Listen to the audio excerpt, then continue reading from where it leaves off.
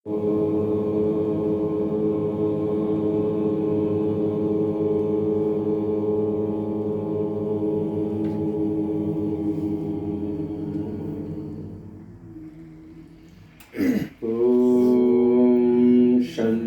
मित्रः शं वरुणः शन्नो भवत्वर्यमा शन्न इन्द्रो बृहस्पतिः शन्नो विष्णुरुक्रमः नमो ब्रह्मणे नमस्ते वायो त्वमेव प्रत्यक्षं ब्रह्मासि त्वामेव प्रत्यक्षं ब्रह्म वदिष्यामि ऋतं वदिष्यामि सत्यं वदिष्यामि तन्मामवतु तद्वक्तारमवतु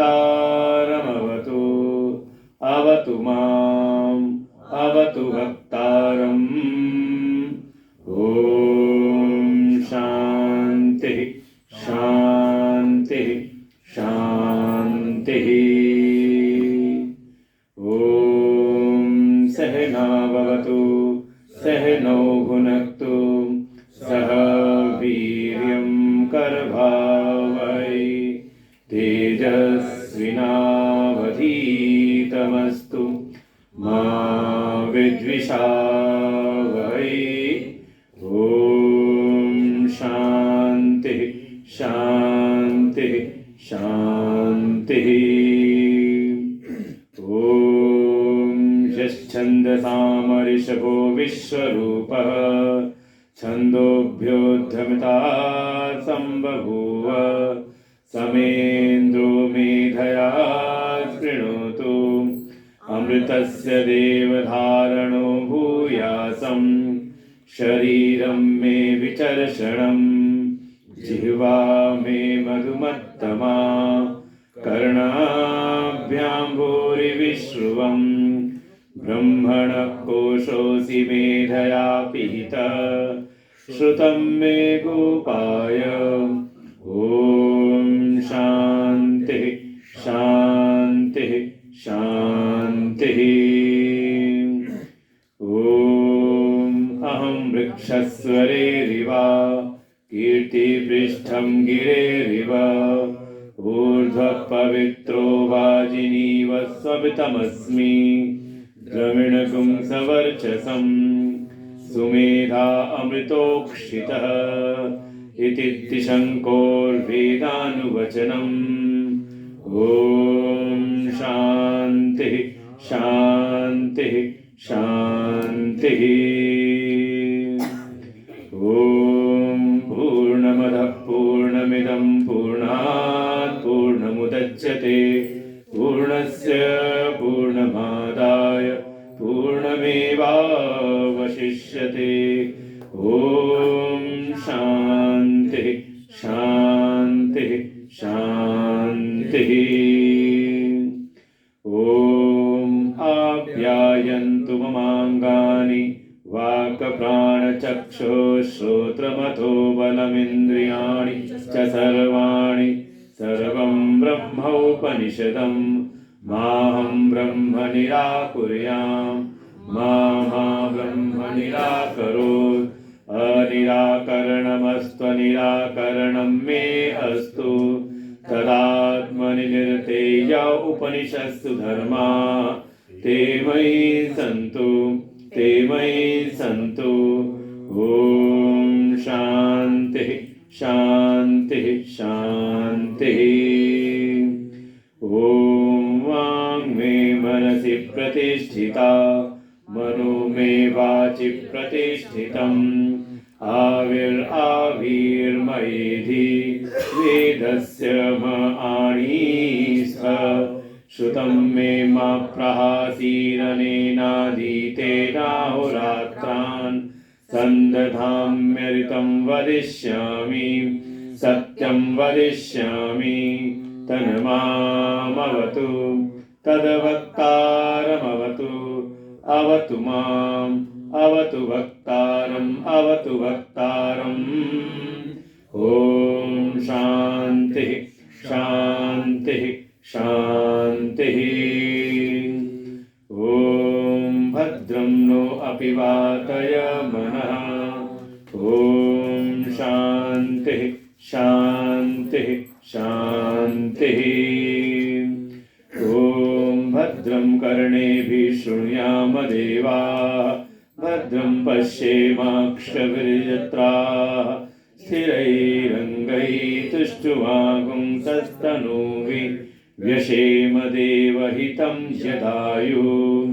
स्वस्ति न इन्द्रो वृद्धश्रवाः। स्वस्ति नः पूषा विश्ववेदाः। स्वस्ति नस्तारक्षो अरिष्टनेमि। स्वस्ति नो बृहस्पतिर्दधातु। ॐ शान्तिः शान्तिः शान्तिः। ॐ यो ब्रह्माणं विदधाति पूर्वं यो वै वेदांश्च प्रणोति तस्मै तं हदेवम् आत्मबुद्धिप्रकाशं मुमुक्षुर्वै शरणमहं प्रपद्ये। ॐ शान्तिः शान्तिः शान्तिः। ॐ नमो ब्रह्मादिभ्यो ब्रह्मविद्यासम्प्रदायकर्तृभ्यो वंशऋषिभ्यो महद्भ्यो नमो गुरुभ्यः। सर्वोप्लवरहितः प्रज्ञानघन प्रत्यगर्थो ब्रह्मैवाहमस्मि ब्रह्मैवाहमस्मि। ॐ नारायणं पद्मभवं वसिष्ठं शक्तिं च तत्पुत्रपराशरं च व्यासं शुकं गौडपदं महान्तं गोविन्दयोगीन्द्रमथास्य शिष्यं श्रीशङ्कराचार्यमथास्य पद्मपादं च हस्तामलकं च शिष्यं तं तोटकं वार्तिककालमन्यान् अस्मद्गुरुन् सन्ततमानतोऽस्मि। सर्ववेदान्तसिद्धान्त गोचरं तमगोचरं गोविन्दं परमानन्दं सद्गुरुं प्रणतोऽस्म्यहम्। 162।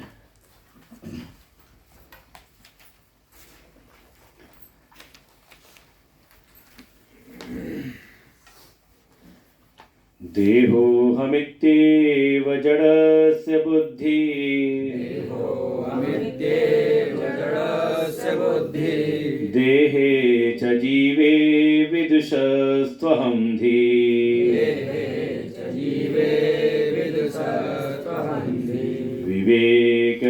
विवेकविज्ञानवतो महात्मनो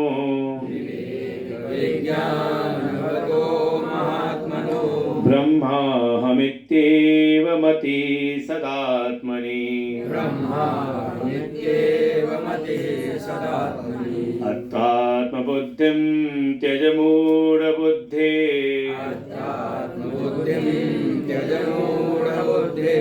त्वं मासमेदोऽसि पुरीशराशौ सर्वात्मनि ब्रह्मणि निर्विकल्पे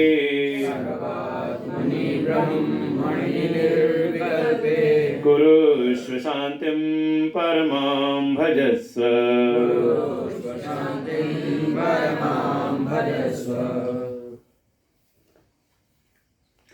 आनंद कंद सच्चिदानंद परमपिता परमेश्वर की चरणों में कुर्श नमन वंदन। परमात्मा के अभिन्न स्वरूप प्रातः स्मरणीय परम श्रद्धेय परम वंदनीय गुरुदेव भगवान के चरणों में कुर्श नमन। प्रकरण चल रहा है विवेक चूड़ामणि के अंतर्गत अन्नमय कोश का। जैसा कि शिष्य ने पूछा था, अनात्मा और आत्मा का विवेक हम किस प्रकार से करें। तो अनात्म तत्वों के अंतर्गत ही आचार्य ने पहले 3 प्रकार के शरीरों का निरूपण किया था। स्थूल शरीर, सूक्ष्म शरीर और कारण शरीर, और उससे पृथक अपनी आत्मा के स्वरूप का निरूपण किया, जिससे कि जो साधक है वो विचार करके अपने आत्म स्वरूप को इन शरीरों से अलग जान ले। अब उसी क्रम में आगे पंचकोश विवेक का प्रकरण आचार्य ने फिर प्रारंभ किया। इसमें अब दूसरी प्रक्रिया के द्वारा कि 5 कोशों का विवेक करे। वो कई बार ऐसा जो भावना रहती है कि हाँ, मैं जो अपना आस्वरूप हूँ कहीं भीतर है, तो क्रमशः 5 कोशों का एक एक करके विचार, और दृष्टांत भी दिया था मुंजा घास के रूप में कि एक ऐसी मुंजा घास होती है जिसकी एक एक परत को जब हटाते जाते हैं तो अंदर से एक सीख निकलती है।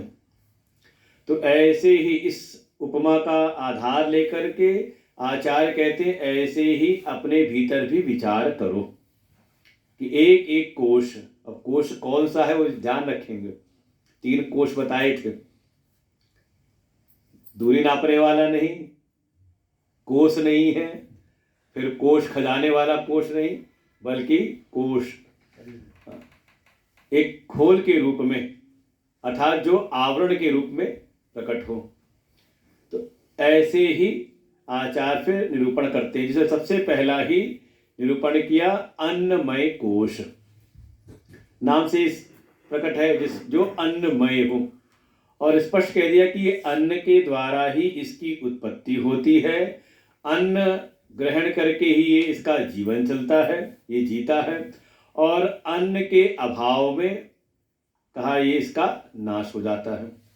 ये अन्नमय है, इसलिए इसी का नाम दिया अन्नमय कोश। और ये कुछ और नहीं, ये स्थूल शरीर ही अन्नमय कोश है। और बड़ा उसका वर्णन कर दिया इसमें किस किस क्या क्या चीज़ें मिली हुई हैं। तो 7 धातुओं को बार बार यहाँ पर पुनरावृत्ति की है। त्वंग, मांस, मेद, अस्थि, मज्जा, इन सब से, रक्त इत्यादि से मिलकर के ये अन्नमय कोश स्थूल शरीर बना हुआ है। अब 3 प्रकार की यहाँ पर दृष्टियां दिखाएं कि 3 प्रकार के दृष्टिकोण से युक्त यहाँ पर लोग रहते हैं। बाहर से कोई ज़्यादा अंतर नहीं है, देखे सब एक जैसे समान ही है, लेकिन कोई ऐसा है इसी संसार में जो इस देह को ही सत्य मान करके देह में ही आत्मबुद्धि किए रहता है।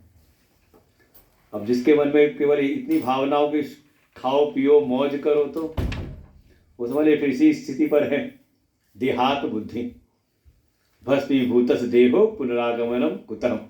वो कहते हैं अपना मौज से आराम से रहो, जैसे मर्जी वैसे जियो, ये शरीर मर गया तो फिर कौन सा आना जाना। तो कहाँ पर है, कहा देह में ही जो आत्मबुद्धि करके जीवन जीते हैं। कौन है, तो इनको नाम दिया जड़ बुद्धि वाले हैं। इनकी बुद्धि जड़ तत्वों में, जड़ में ही आसक्त है, जड़ से ऊपर इनकी बुद्धि विचार नहीं करती। तो स्पष्ट कहते देहो अहम इति एव, ऐसी ही जिसकी बुद्धि है। और कल भी ये निवेदन किया था कि हम अपने आप को ये ना करें कि अब ये श्लोक रट लिया और जाकर के देख रहे हैं कौन जड़ बुद्धि वाला है, कौन विद्वान है और कौन आत्मज्ञानी है, विवेकवान है, कौन महात्मा है।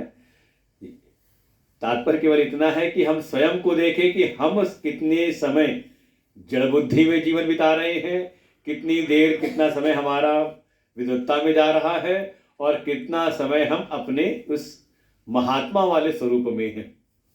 सभी महात्मा हो, इसके आधार पर तो देखा जाए अगर इस तरह से जीवन जी रहे हो, ये वृत्ति, जीवन तो व्यवहार जो चल रहा है, लेकिन भीतर जो स्थिति है वो कैसी बनी हुई है। हमारे सारे व्यवहारिक जो भी हमारे प्रकल्प चल रहे हैं उसके भीतर अंदर जो है, अंतरतम हमारे भीतर क्या दृष्टिकोण बना हुआ है। अगर शरीर को ही सत्य मान रहे हैं तो समझ लें पहले वाले में आप आ गए, कौन से, कहा जड़ बुद्धि। फिर दूसरा कहा कि जो ऐसे हैं जो ये मानते कि नहीं मैं ये शरीर नहीं बल्कि शरीर के भीतर रहने वाला जो जीव है वो मैं हूँ। देहे च जीवे विदुषस्त्व हमदि, जिसको लगता है कि मैं जीव हूँ, अपने कर्मों के परिणाम स्वरूप इस शरीर में आया हूँ और अपने कर फलों को भोगने के लिए ही अनेकों आगे भी शरीर मुझे प्राप्त होते रहेंगे। कौन है? कहा जीव। गीता जी का श्लोक बोलते, वासांस जीर्णानि यथा विहाय, जैसे कोई पुराने कपड़े उतार करके नए नए कपड़े पहनता है, ऐसे ही जो जीवात्मा है वो पुराने पुराने शरीरों को छोड़ते हुए नए नए शरीरों को ग्रहण करता है। जो इस पे अटक गया तो इस बात पे विचार कर रहा है, यहाँ तक उसकी स्थिति है, तो उसको आचार्य कह रहे हैं विद्वान है। ये वैसा अब जड़ बुद्धि वाला नहीं है, वो केवल जड़ तत्व में इसकी बुद्धि नहीं लगी है, बल्कि जड़ तत्वों के भीतर जो चेतन सा है वहां तक उसकी पहुंच है। तो उसको कहा ये कौन है? कहा ये विद्वान है। लेकिन यहीं तक नहीं, फिर इसके भीतर भी है, इससे भी ऊपर कौन है? का विवेक विज्ञान वतो महात्मा, जिनका विवेक जागृत हो चुका है, जैसे सारा चतुष्टय पहले ही है विवेक, और विवेक के बल से जिनको अपने आत्म स्वरूप का ज्ञान हो गया है, और केवल बौद्धिक ज्ञान नहीं बल्कि उसकी अप्रोक्षानुभूति, और अप्रोक्षानुभूति दृढ़ अप्रोक्षानुभूति, बिल्कुल ये पक्का हो चुका है कि मैं आत्मस्वरूप हूं और आत्मा ही ब्रह्म है। ऐसे अपने उस आत्मा में ही ब्रह्म अहम इति एव मति सदा आत्मनि, अपनी आत्मा में ही जिसकी स्थिति रहती है और इसका दृढ़ निश्चय है कि आत्मा ही ब्रह्म है। सब में मैं हूं और सब मुझ में है।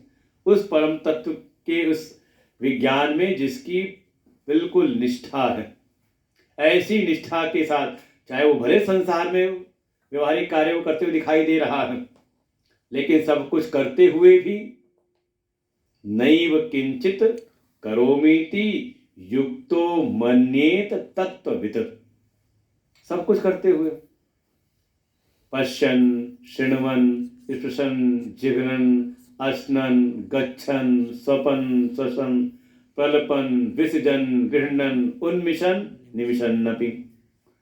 देखिए सारे जितनी चेष्टाएं हमारी हो सकती, शरीर इंद्रिय मन बुद्धि जितनी चेष्टाएं हो सकती हैं, वो सारी चेष्टाओं को गिना दिया। ये सब करता हुआ भी, देखते सुनते खाते चलते बैठते हर कुछ करते हुए भी भीतर क्या है? न एव किंचित करोमि, मैं कुछ नहीं करता, क्योंकि कहां पर स्थित है? का अपने उस नित्य आत्म स्वरूप में उसका की स्थिति बनी हुई है। आत्मा में ही रति तृप्ति संतुष्टि, उसका चित्त जो है अपने ब्रह्म स्वरूप में ही रमण करता है। ऐसी इसकी स्थिति है, और इसमें बल मिला हुआ है उसको विवेक का, विवेक और विज्ञान का। ऐसी जिसकी हमेशा स्थिति बनी रहती है, वे कह सकते चलते फिरते फिर कौन है? कहा ब्रह्म स्वरूप है। ऐसे कोई श्रोत्रिय ब्रह्मनिष्ठ कोई संत है तो उनको भी कहते हैं वो परमात्मा के ही स्वरूप है। और जो तो पूछ ही लेते इसी बात को कि ऐसे जो ज्ञानी उनकी वो कैसे चलते हैं, कैसे बैठते हैं, कैसे बोलते हैं, पूरा पूछा वहां पर।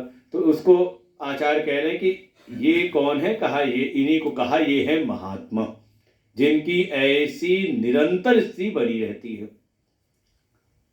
क्षण दो क्षण नहीं। सत्संग में बैठे तो सबकी स्थिति बनी रहती है, सत्संग के बाहर जाते फिर उसी स्थिति में वापस पहुंच जाते हैं।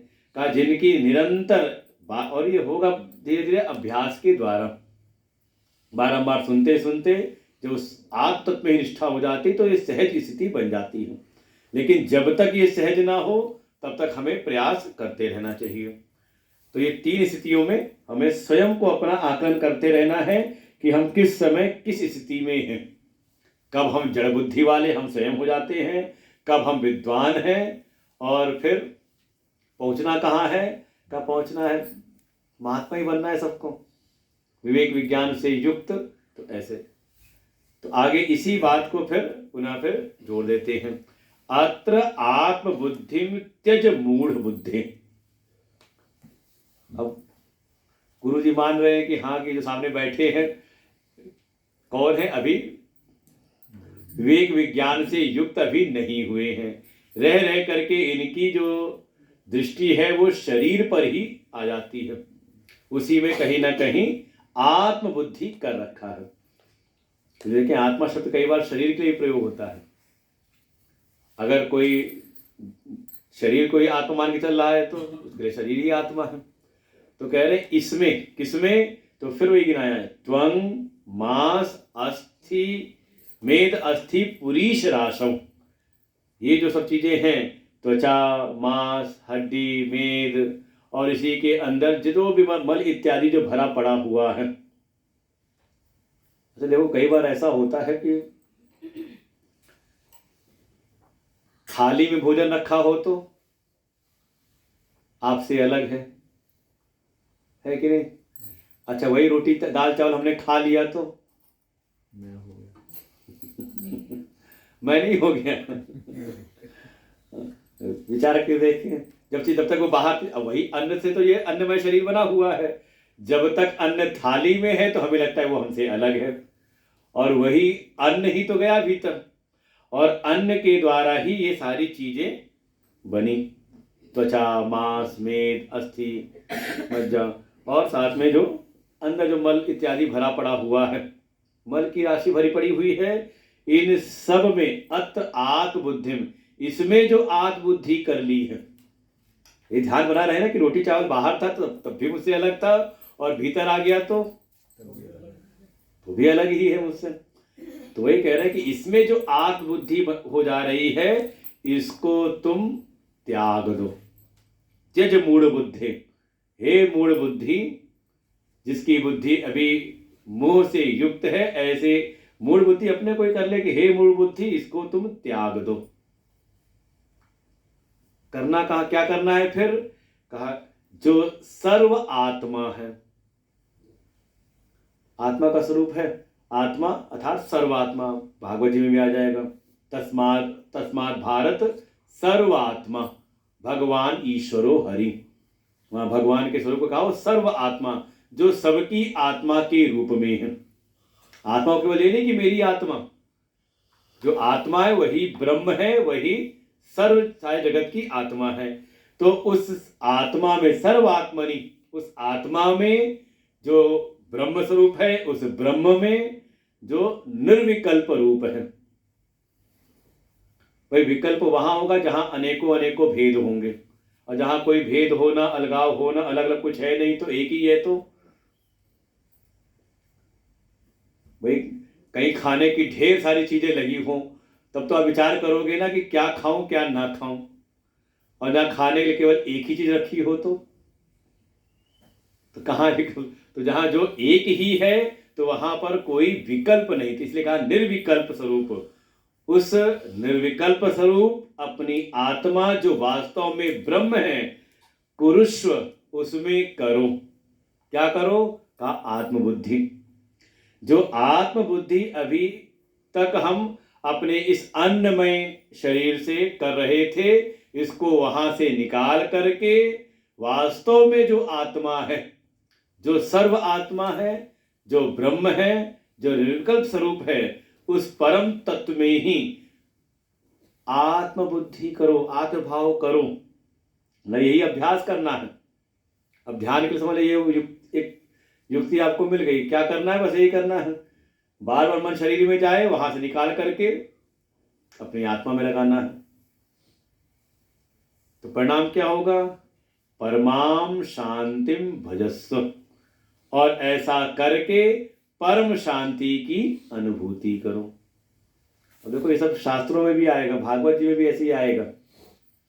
अंतिम उपदेश जो दे लगते हैं सुखदेव जी, तो स्पष्ट कहते हैं राजा परीक्षित से, राजन त्वम तुम मरिष्येति पशुम बुद्धिम इमाम जहि, कि हे राजन, ये जो तुम्हारे भीतर एक ये बुद्धि बनी हुई है कि मैं मर जाऊंगा, सांप काटेगा और मेरी मृत्यु हो जाएगी, ये वास्तव में पशुओं को ऐसी बुद्धि होती है। देखिए सिद्धांत में भी ये सब, इसलिए विवेक चूड़ामणि एक प्रकार से सब शास्त्रों का निचोड़ है। यही चीज फिर आपको कथाओं के द्वारा सिखाई जाएगी। सब न समझ में आए तो भाई, जो शुद्ध ज्ञान है, नहीं समझ में आया तो कहा फिर ले जाएंगे आपको कहाँ पर, कहा प्ले स्कूल में भर्ती कराया जाएगा, खेल कूद करके सीखो। फिर उसके बाद होता आपको प्राइमरी स्कूल क्लास में जाओगे, फिर मिडिल में, धीरे धीरे करके वहाँ लाना, यही जहाँ समझ में आ जाए ठीक, नहीं समझ में आया तो कि आप जाओ कथा था सुनो, कथा सुन करके फिर थोड़ा मन की शुद्धि एकाग्रता जो हो जाए तब पुनः जाना, यही है। वहां भी उपदेश करेंगे अहम ब्रह्म परम धाम ब्रह्माहम परमम परम। ये बिल्कुल अंतिम उपदेश दिया है सुखदेव जी ने राजा परीक्षित को कि ऐसी ही भीतर समीक्षा करो कि मैं ही, ये जो अहम आत्मा है यही ब्रह्म है और ब्रह्म ही मैं हूं। ऐसी, और ये जो शरीर में जो आत्मबुद्धि बनी है और शरीर में आत्मबुद्धि बन जाने के कारण ही ये भावना बन रही कि मैं मर जाऊंगा। ऐसी बुद्धि तो पशुओं को होती है, अर्थात जो जड़ बुद्धि है उनको होती है। ऐसी बुद्धि का तुम त्याग करो और अपने उस सर्व आत्मा अपने ब्रह्म स्वरूप में ही स्थिति प्राप्त कर लो। अर्जुन भी आखिरी में यही कहते हैं स्थितो अस्मि गत संदेह, मैं अब अपने उस आत्म स्वरूप में ही स्थित हो गया हूं, अब कोई संदेह नहीं रहा। तो और परिणाम में फिर परम शांति, शांतिम परमाम भजस्व, उसका फिर आप सेवन करो परम शांति। फिर पुनः देहेन्द्रियादा वसति प्रमोदिताम् विद्वान् हन्तां न जहाति यावत् तावन्न तस्यास्ति मुक्तिवार्ता प्यस्तेष वेदान्त नयनान्तदर्शी देहेन्द्रियादा वसति भ्रमोदिताम् विद्वान् हन्तां न जहाति यावत् तावन्न तस्यास्ति मुक्तिवार्ता प्यस्तेष वेदान्त नयनान्तदर्शी।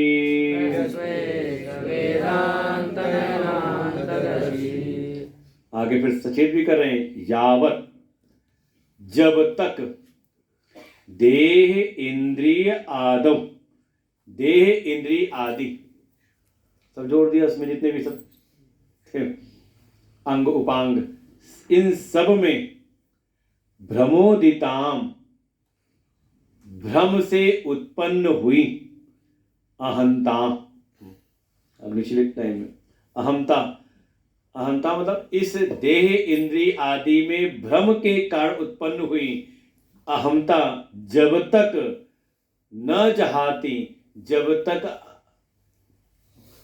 अब उसको कह रहे नाम दिया विद्वान। हे विद्वान, प्रेम से कि आप लोग कोई सामान्य लोग नहीं रह गए हो, आप सब विद्वान हो गए हो। लेकिन उस विद्वत्ता का फल क्या हो कि हम अपनी अहमता को, इस अहम भाव को देह इंद्रिय आदि में न लगाएं, इसमें से निकाल लें।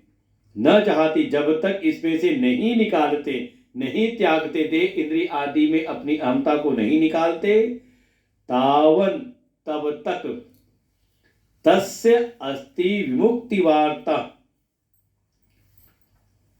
तावत न, तो दो न है ना उसमें, तावत तब तक उसकी विमुक्ति की कोई, उसकी मुक्ति उक्ति की कोई चर्चा करने का कोई फायदा, कोई बात ही नहीं है तब तक।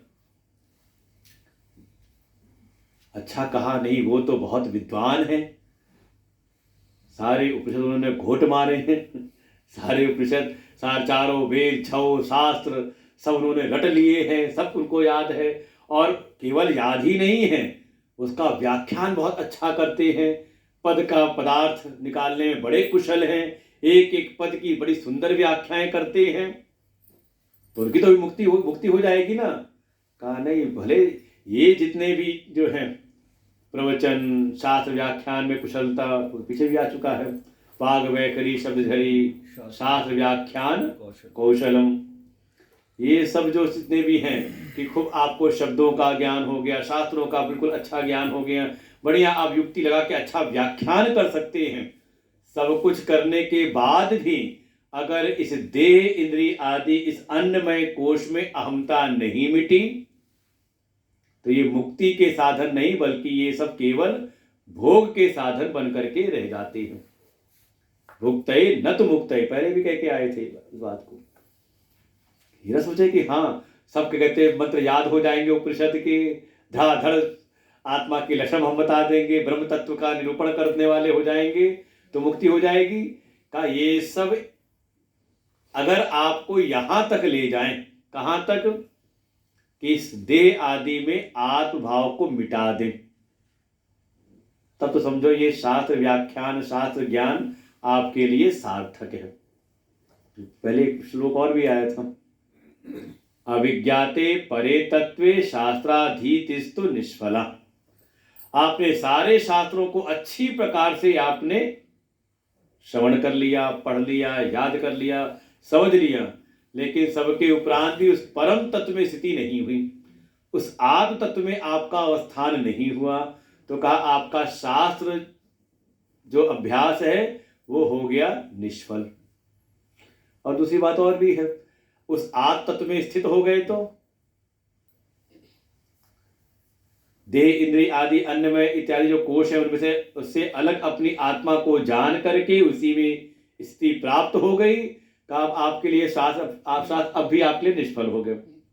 विज्ञाते अपि परे तत्वे शास्त्राधीतिस्तु निष्फलम, तब भी निष्फल हो गया। अब शास्त्र की कोई आवश्यकता आपको है नहीं।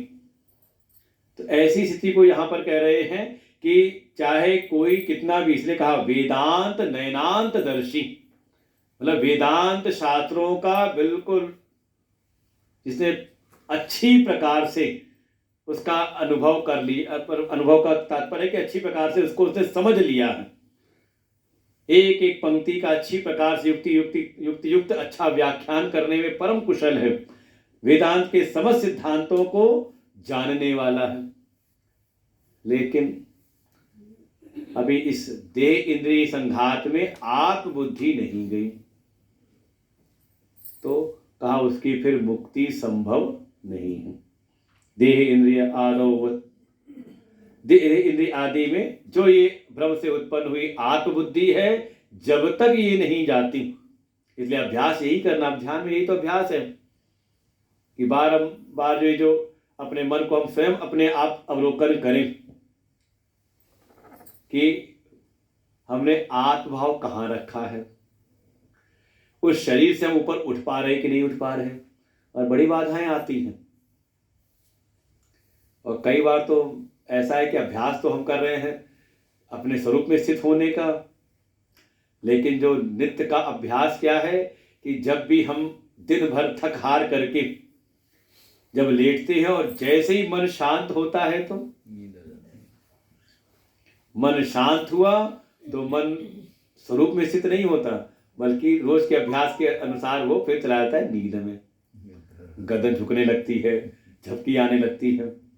तो समझे अभी कहीं ना कहीं मायामयी तमोगुण में ही हम कहीं ना कहीं स्थित हैं, तो उससे फिर निकलना है। तो ये धीरे धीरे अपने इस के द्वारा आत्मावलोकन करना पड़ता है, करते हुए इन सब चीज़ों को कि हम कहाँ पर स्थित हैं, तो शरीर से उसको निकालना है। फिर अब आगे इसी बात को और पुष्ट कर रहे हैं, छाया शरीरे प्रतिबिंब गात्रे, यस् स्वप्न देहे हृदि कल्पितांगे, यथात्म बुद्धि तव नास्ति काचित्, जीव शरीरे च तथैव मास्तु, छाया शरीरे प्रतिबिंब गात्रे, यस्वप्न देहे हृदि कल्पितांगे, यथात्म बुद्धि तव नास्ति काचित्, जीव शरीरे च तथैव मास्तु।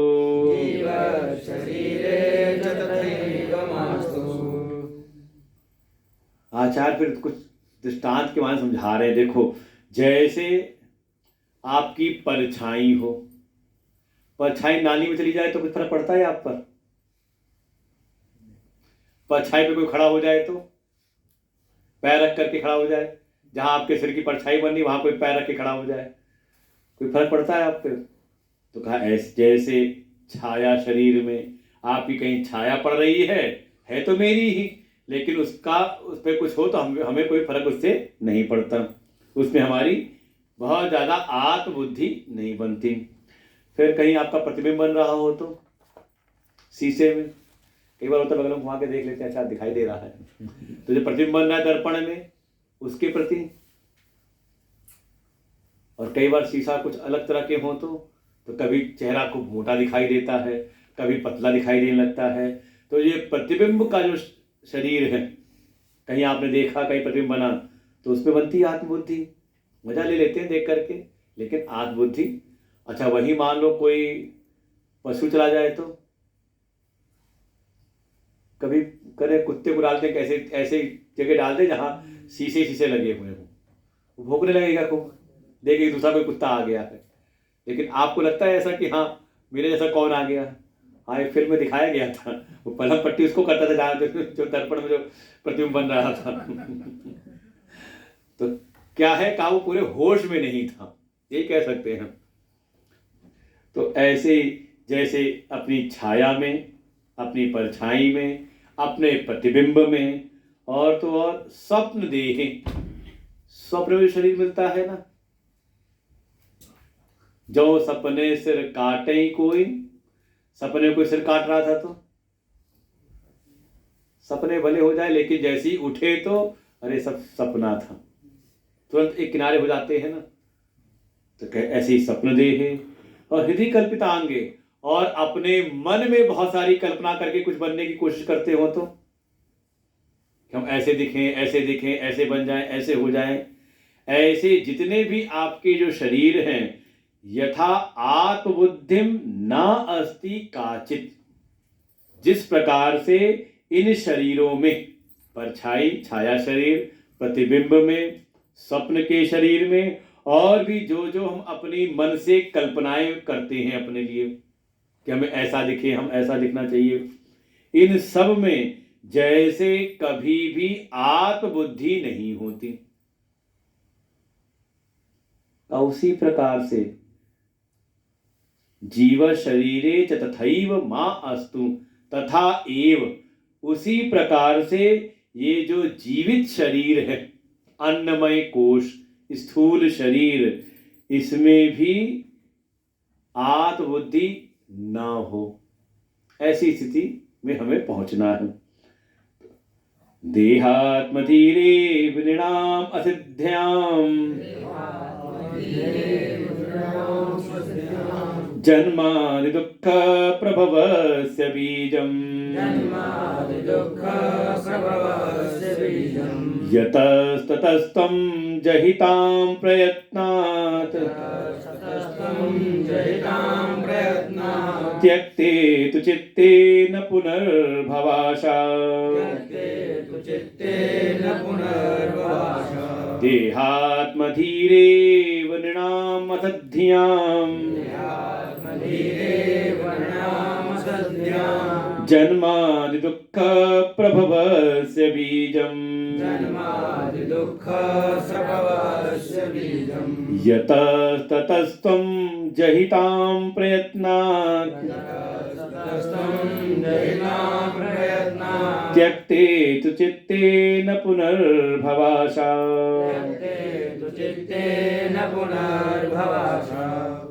आचार्य कह रहे हैं क्यों छोड़ना जरूरी है? क्योंकि जिनकी भी इस असत देह में, असत धियाम नृणाम, ऐसी असत तत्वों में जिनकी बुद्धि लगी रहती है, ऐसे मनुष्यों की, और हेतु क्या बना? देहात्म, उनकी जो ऐसे, उनको एक नाम ही दिया है असत धी नृणाम, ऐसी असत बुद्धि वाले मनुष्य। क्यों? क्योंकि उनकी देह में ही आत्म बुद्धि निरंतर बनी रहती है। देह से ऊपर उठ करके ज़्यादा नहीं सोचते, देह में ही लगे रहते हैं। ऐसी तो जिनकी भी ऐसी बुद्धि है, ये जो ऐसी बुद्धि इनकी है, देह में ही आत्म बुद्धि जो बनाए रखती है, यही कारण बनता है उनके जन्म आदि दुख प्रभवस्य बीजम।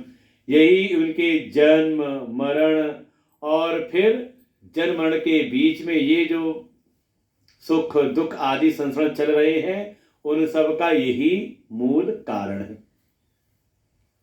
असद्धि जो मनुष्य हैं, उनको नाम ही दे दिया, जिनकी जैसे जो पहले नाम दिया जड़ बुद्धि वाले, जिनकी असत में ही बिल्कुल निश्चित रूप से आत्म बुद्धि बनी हुई है, और इस ऐसे मनुष्यों को शरीर में ही सदैव आत्म बुद्धि बने रहने के कारण उनको फिर जन्म मरण आदि उनको गतियां भोगनी पड़ती हैं, क्योंकि यही इसका कारण है। हेतु बता दिया, जन्म मरण का हेतु कहा भ्रम के कारण इस देह में जो आत्म बुद्धि बनी है। अब ऐसा है तो चूंकि ऐसा है तो कहा यतः ततस्तम। अब आप एक प्रकार से उपदेश कर रहे हैं, ऐसा है इसलिए तुम ताम प्रयत्ना जहि, तुम उसका प्रयत्न पूर्वक त्याग करो। किसका त्याग? इस देह में आत्म बुद्धि का। देखो ये भागवत श्लोक था, राजन तुम मरिष्येति पशुम बुद्धिम इमाम जहि, कि हे राजन, इस देह में स्थित होकर के जो तुम्हें ये लग रहा है कि मैं मर जाऊंगा, तुम इस पशुत्व बुद्धि को, इस जड़ बुद्धि को तुम त्याग दो। यहां भी आदेश उपदेश कर रहे हैं कि प्रयत्न पूर्वक, प्रयत्न इसके लिए करना है। अच्छा, हम प्रयत्न किस चीज के लिए कर रहे हैं? हम प्रयत्न उल्टा कर रहे हैं, जैसे जैसे इसमें आत्म बुद्धि और दृढ़ हो जाए उसका प्रयास हम कर रहे हैं। इसलिए उल्टा विपरीत चलना है। विपरीत विचार करते हुए जो दुनिया, मतलब विपरीत विचार मतलब जो दुनिया विचार कर रही है, जिस प्रकार से दुनिया जी रही है उससे उल्टा चलना है। और सही बात बताए तो पूरा जीवन इसी में चलता रहता है। वो घर वाले यही सुनाते रहते हैं, अरे खाओ पियो यही काम आएगा है कि नहीं? सुनते सुनते बस यही शरीर ही है, काम आएगा। अच्छा, मान लो बच्चे को ये ज्ञान पहले से ही हो और दादी से कहे, दादी तुम्हारा कितना काम आ रहा है, रोज तो हाय हाय करती रहती हो कि घुटने में दर्द है, कभी कहती हो कि कमर में दर्द है, कभी कहती है कुछ और परेशानी है। भाई शरीर की पीड़ा ही तो है। अब बच्चा ये श्लोक पढ़ना शुरू करते हैं ऐसे ही, तो क्योंकि अब यही निरंतर ये अभ्यास किया हुआ है, तो अब क्या करना है, थोड़ा ध्यान की स्थिति में इससे हमें विपरीत प्रयास करना है।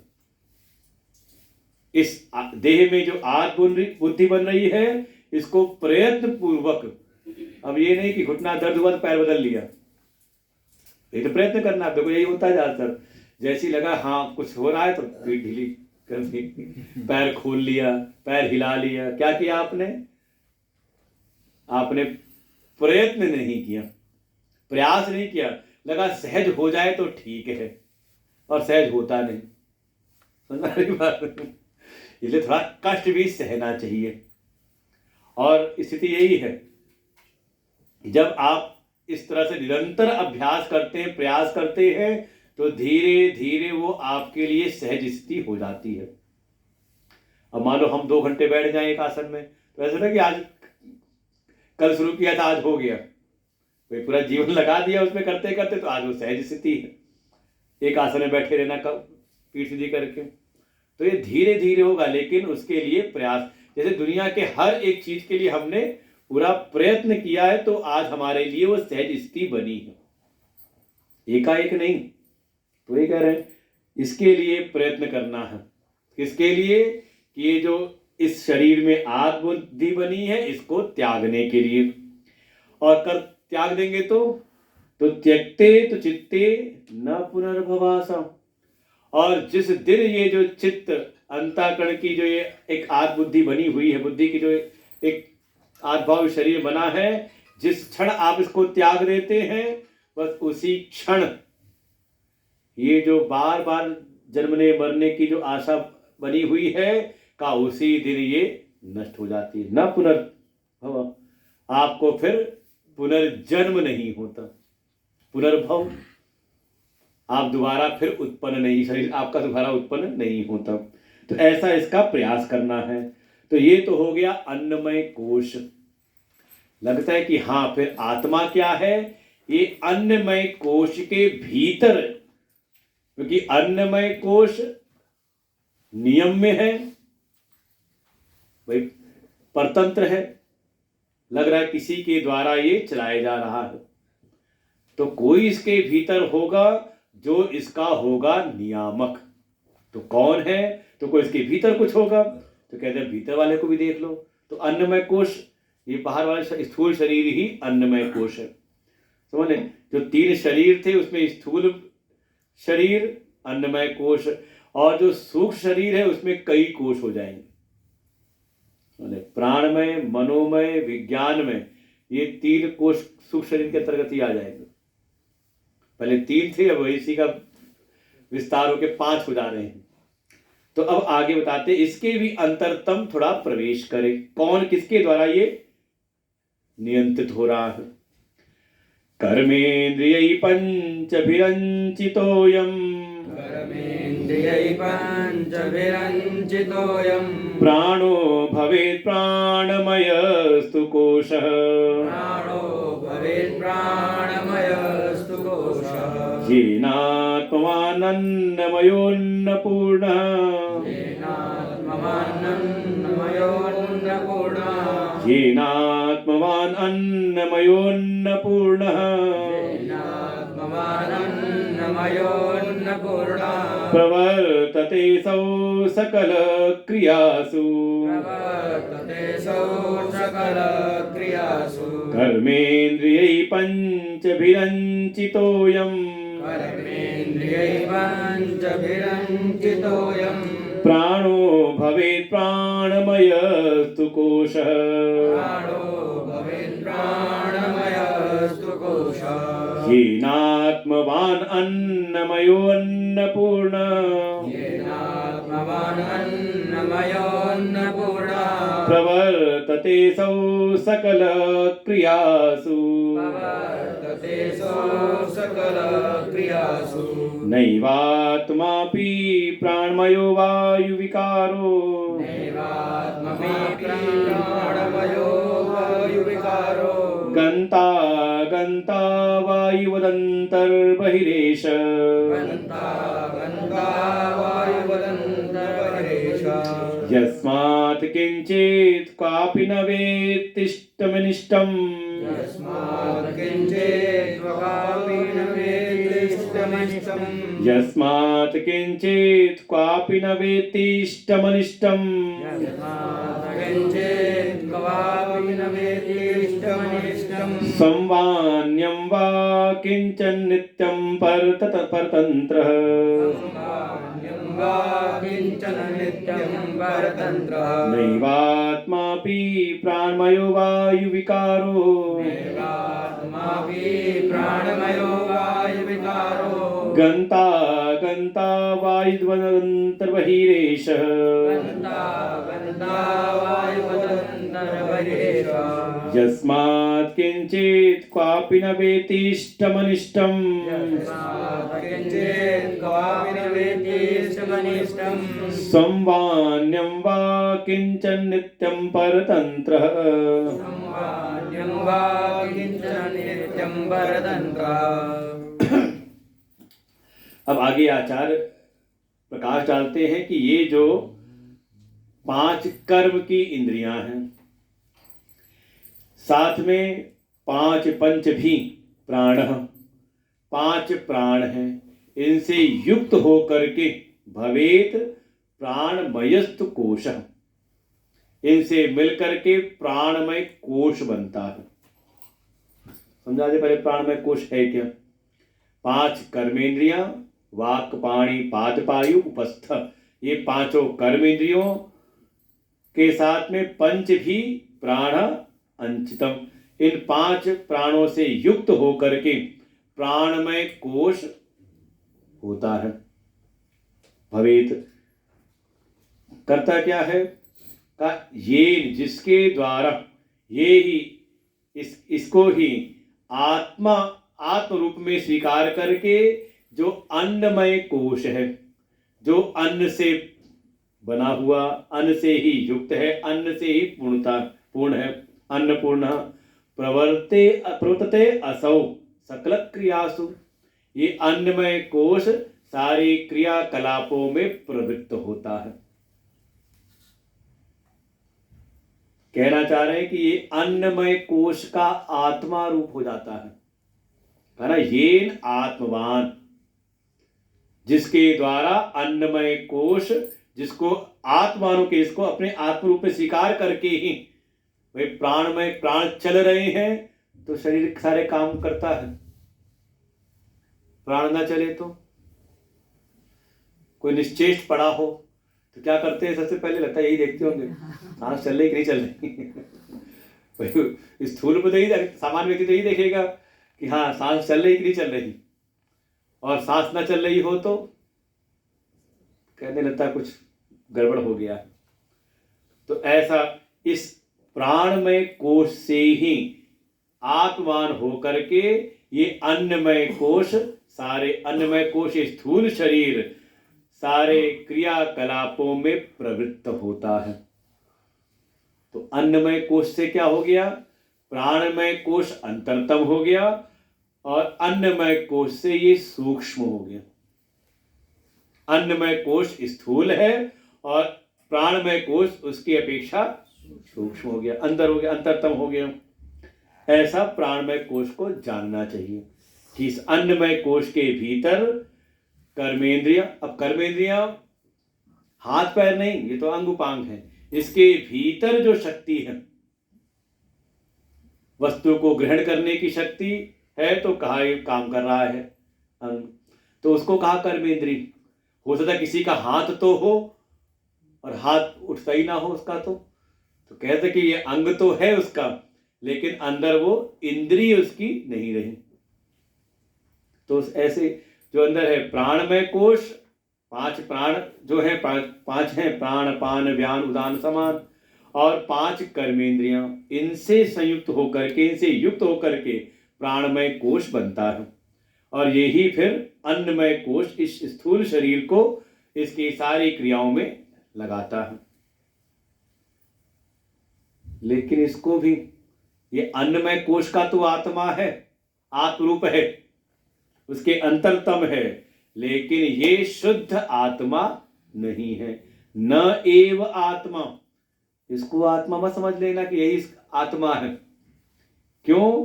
क्योंकि प्राणमय अपि वायु विकार, क्योंकि जो प्राणमय है वो भी वायु का एक विकार ही है। प्राण अपान व्यान उदान समान सब पीछे पढ़ करके आए हुए हैं, सबके क्रियाकलाप क्या किस किस तरह से क्या होता है। तो ये भी वायु का विकार है, और विकार है तो गंता अगंता ये आता जाता रहता है, श्वास आ रही है जा रही है। फिर वायु वद अंतर बहिरेश, वायु के समान ही ये भीतर और बाहर आती जाती रहती है। तो ये वायु का एक विकार ही है, इसलिए ये भी शुद्ध आत्मा नहीं है। और तो और यस्मात् किंचित क्वापि न वेत्ति, क्योंकि ये भी कुछ जानती नहीं। क्या नहीं?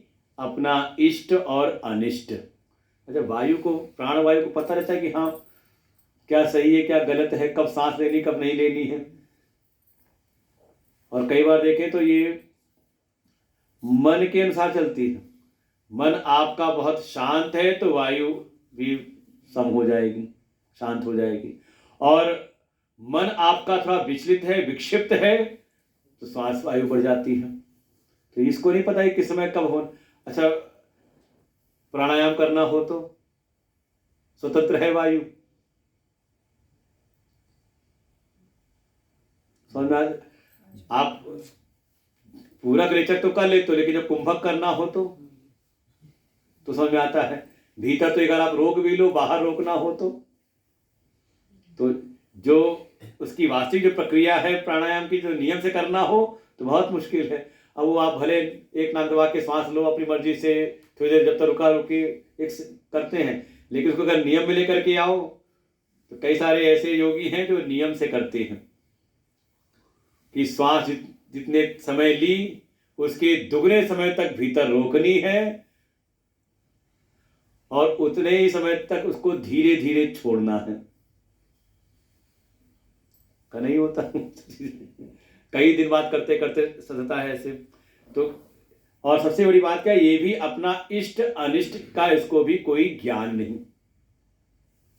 तो ऐसी जो आत्मा है स्वम व अन्यम, ना तो ये स्वयं को जानती है और ना ही इसको अन्य का कोई ज्ञान होता है। और नित्यम परतंत्र, ये सब प्राणमय कोश के लक्षण बताएं कि प्राणमय कोश ऐसा है, ये एक वायु का विकार है। जैसे वायु भीतर बाहर आती जाती रहती है ऐसी इसकी भी गति है। ये भी कभी भी किसी को भी ना तो ये जानती है, ना तो स्वयं को और ना ही किसी अन्य को ये जानती है। ऐसी ये नित्य परतंत्र है, इसलिए ये भी आत्मा नहीं है। अन्नमय कोश के लिए तो है, उसके अंतरतम आत्म रूप से अनुभव होता है। आत्म लिखा येन आत्मान, उसके लिए तो आत्मान हो जाती है आत्मा के समान, लेकिन वास्तव में ये भी शुद्ध आत्मा नहीं है, ये भी एक कोश है, इसके भीतर प्रवेश करना है। तो आज यहीं तक देखते हैं। अगला मनोमय कोश थोड़ा लंबा कल देखते हैं इसको।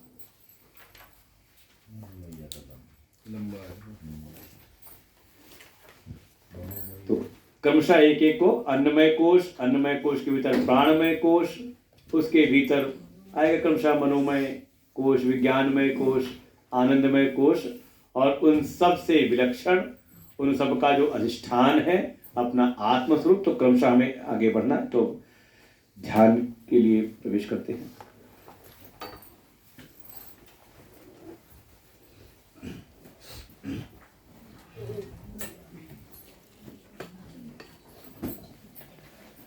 कमर गर्दन सीधी करके बैठे, जो नीचे हैं नीचे बैठ सकते हैं, आसन लगा करके